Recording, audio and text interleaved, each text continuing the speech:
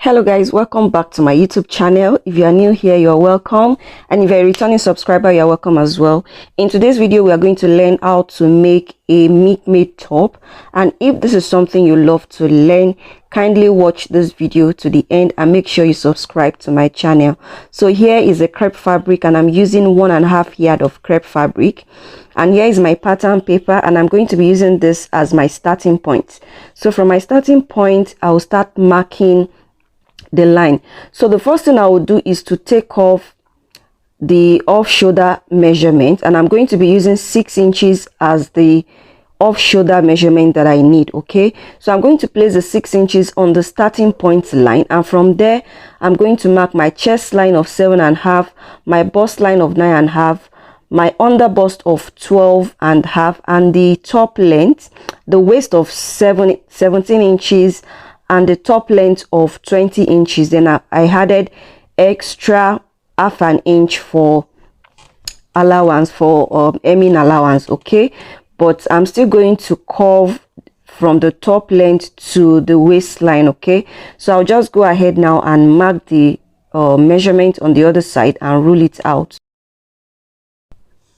So after ruling it out, I'm going to label all the line. Here is my chest line, bust line, under bust line, waistline, and top line. So now for you to determine how deep you want your neckline to be, you know that I used 6 inches as how off I want it to be. So you can just measure the distance between your bust and your under bust, and then you mark it above your bust line. Okay, that is if you want it to be lower than 6 inches. So I'm marking the nipple to nipple measurements, and my half of mine is 3.5, and I'm going to mark 3.5 all the way down and then rule it out. Now from the under bust, I'm going to mark in half an inch on both sides of the under bust, and at the bust line I'll also go up by 1 inch and come down by 1 inch at the bust line. Okay, now on the neck area, I will also take half an inch on both sides of the dart. All right, and I will go ahead and connect all of the darts together.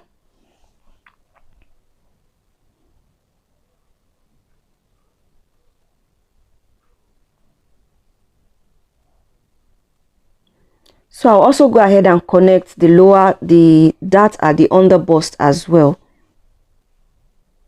So once that is done, I'm going to connect from the under bust to the length of the top on both sides.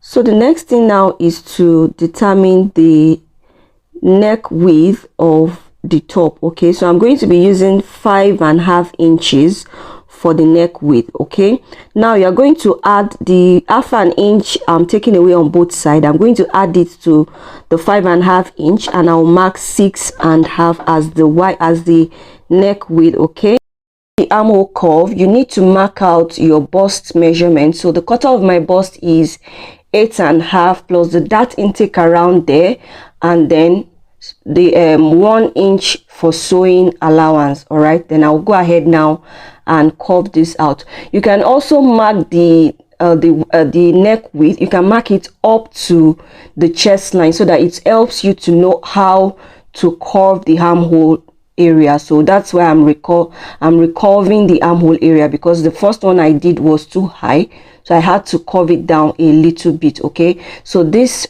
one here is going to be the actual armhole curve. All right, so I'm going to extend the line up to that 1 inch I left upward. All right, and I'm also going to extend the dart leg up to the half an inch sewing allowance I left at the top.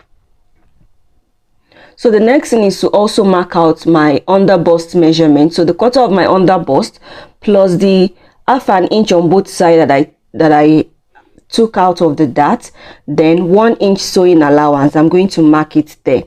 I'll also do the same thing to the waist area, quarter of my waist plus the dart intake we are taking away there, and then sewing allowance. Top is going to have a BASK at the lower part of it, so I don't need to measure the hip area. Okay, I don't need to mark out the hip measurement, so I'll just form the BASK from the waist to the length of the top. But I'm not going to be forming the BASK yet. I'm going to be cutting off the dart before forming the basque. So I'll go ahead and shape the other part that I've marked out. Go ahead now and cut off the under bust. All right, and after cutting the under bust, I'm going to now recut the basque area. So this under bust, I'm going to be cutting another one, which is going to serve as the slash and spread. So I'm going to set this aside. So I'm going to cut off the darts around the lower parts here.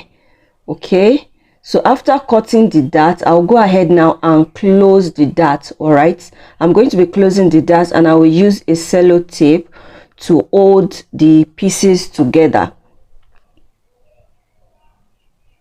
So guys, this is what I have after using the sellotape to hold the two pieces together. So from there now, I'll go ahead and take the basque. So if you don't want yours to be as curved as this, you can always do any shape of your choice. Okay, so I'll just go ahead and use my pencil, and I'll use a marker to form it. So on this part, I came down by half an inch, since I already added half an inch to the length of the top. So I'll just bring out the half an inch a little bit from the waist. All right, you can see the half an inch, and then I'll connect it back together. So yeah, this is how the basque is going to look like. I'll go ahead now and cut this out.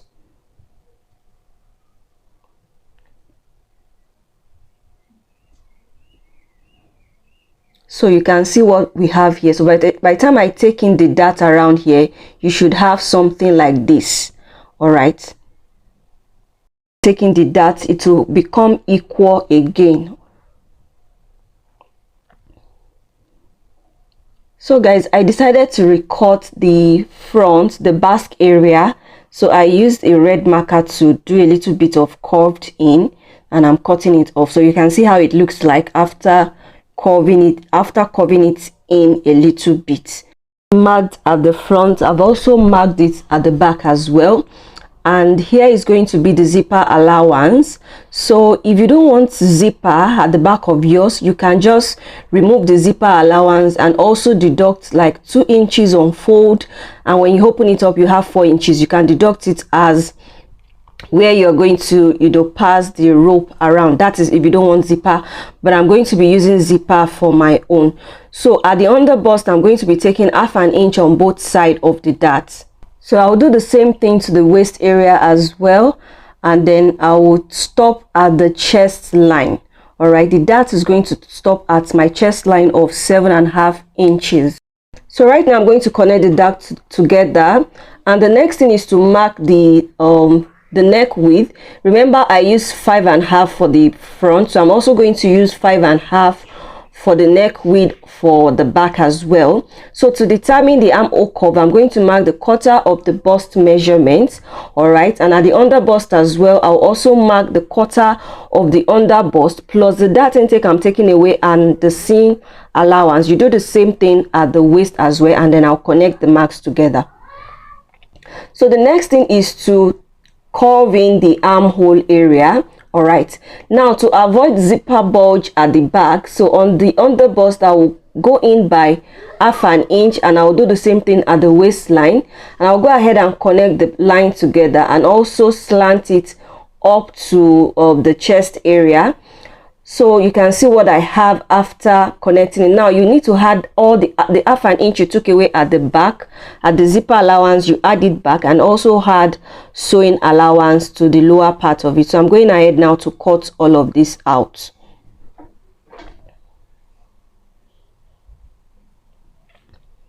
So after cutting it out, you should have something like this. Now if you want to close the dart, you can go ahead and close the dart. So when I was cutting this on the fabric, I closed the dart at the back, but if you don't want to close the dart, just make sure you had half an inch at the front of this pattern where you have the dart. Okay, make sure you had half an inch to it. So while I was cutting it, I forgot to measure the neck depth at the back. So what I did was to come down by 8 inches at the back, and then I had back the half an inch allowance back to the neck. So I'm going ahead to cut it off. So you should have something like this once you are done.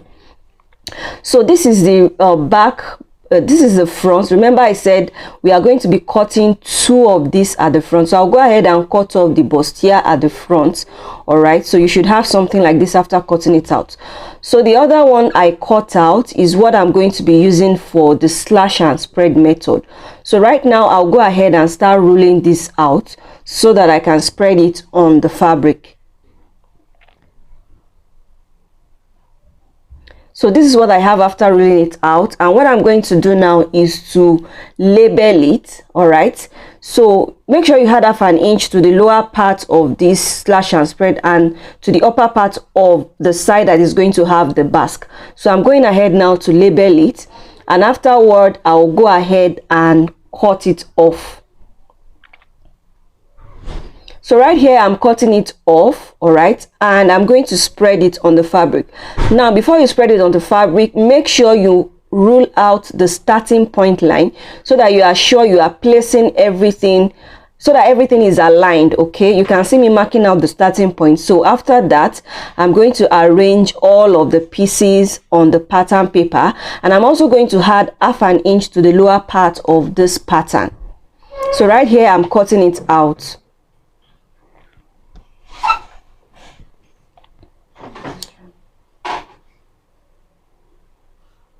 So once you are done, you should have something like this. So I'm going to gather it at the top and also at the lower part. You can pleat it if you want. Okay, so here is the sleeve. This is my basic sleeve. So from the top of the sleeve I'll mark 8 inches. All right, and then I'll go ahead and roll it out. So after marking it, I'll now go ahead now and cut it up. If you want to use the sleeve the way it is now, you can use it, but I'm going to I want to do the style of the sleeve. Okay, so I'm going to slash this, but you won't slash it to the end. You can see how it is. So right now I'm going to place it on the fabric, and I'll go ahead and cut off the arm area, the armhole area. So right here I'm spreading it on the fabric, and this is what I have. I do not have enough fabric, so I'm just going to manage the one I have.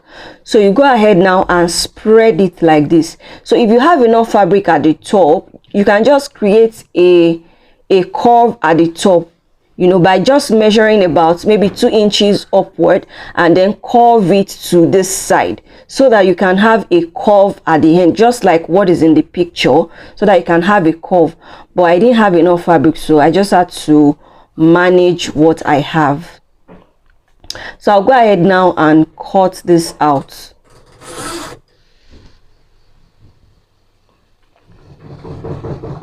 So this is what I have after cutting out the sleeve. I'm going to gather this place together now. Okay, I'll gather it together, and the lower part I'm going to be adding elastic to it. So right here is all of the pattern, and I've used the pattern to cut out the fabric. So guys, I'll see you in my next video where I'll be showing you how I'm going to sew all of these pieces together. Make sure you subscribe to my channel, like and share this video, and I will see you in my next tutorial. Bye.